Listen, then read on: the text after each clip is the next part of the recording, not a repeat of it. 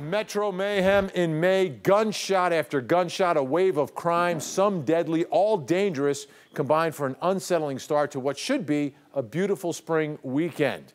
Tonight, we have new information on 5 separate incidents, all within the last 12 hours, that are keeping state and local authorities busy right now. Let's jump right into team coverage on all this. Ashley Johnson is in Clayton County, where a carjacking ended in a fatal shooting, and Ryan Kruger is live at GBI headquarters. Let's start with Ryan. Ryan, the director of the GBI, calling these recent officer-involved shootings an epidemic tonight? Yeah, that's right, Vinny. He points to just what has happened this week. In the last 5 days, there have been 5 shootings involving law enforcement officers in the state of Georgia, including 2 that were here in Atlanta just 10 hours apart. I think the use of force against law enforcement is exceedingly high. In fact, there's an epidemic across the United States. GBI Director Vernon Keenan says his agents are being stretched thin with the amount of officer-involved shootings they have to handle. Typically, it's 2 a week, but this week brought more than twice that number. These are very serious investigations.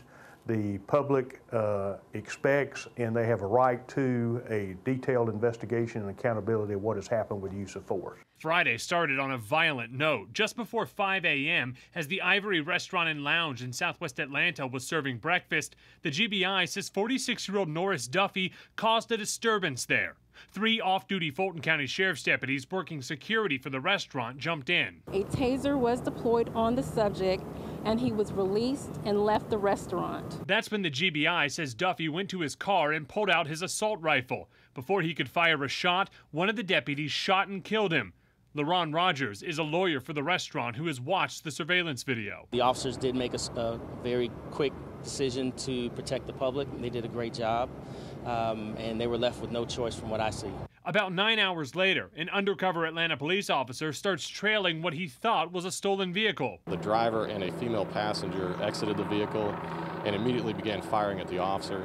That started a running gun battle through this southwest Atlanta neighborhood. Heard about, I don't know, maybe 20, 25 gunshots. The driver, a 17-year-old, was shot in the leg. No one else was hurt.